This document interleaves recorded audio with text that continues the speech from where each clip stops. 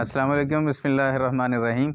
Calving का season चल रहा है जी, और काविंग मौसम भी अच्छा है। दिसंबर 2022 है, और काविंग के बाद आपको पता है काविंग से रिलेटेड बहुत सारी चीज़ें होती हैं। उनमें से एक ये है कि जब जानवर ने प्लेसेंटा फेंक दिया, यानी जेर फेंक दी है, तो आपने उस पर नज़र रखनी है कि उसके यूट्रस के अंदर कोई इन्फेक्शन तो नहीं डेवलप हो रहा। अगर आपको स्मेल आए या पीप वगैरह आए तो फौरी तौर पे एनिमल को ट्रीटमेंट की ज़रूरत है। लेकिन ट्रीटमेंट से पहले भी आपने, जब जानवर जेर फेंक देता है, प्लेसेंटा रिमूव कर देता है, तो आपने उसको एंटीबायोटिक दे देनी है ताकि इन्फेक्शन डेवलप ही ना हो। उसके बावजूद आपने नज़र रखनी है और हर 4-5 दिन के बाद उसको चेक करें।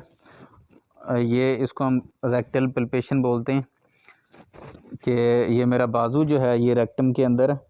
अब इस जानवर में हल्की हल्की, ज़्यादा तो ये क्लियर है, हल्की हल्की वाइट कलर महसूस है, तो इसमें थोड़ा थोड़ा इन्फेक्शन है, इसको ट्रीटमेंट की ज़रूरत है।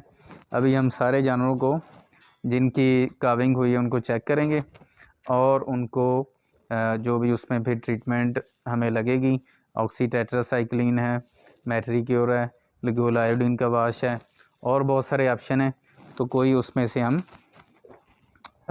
यूज़ करके तो उसको, अब ये देखें इस जानवर में हल्का हल्का इन्फेक्शन डेवलप हो रहा है, इसको ट्रीटमेंट की ज़रूरत है।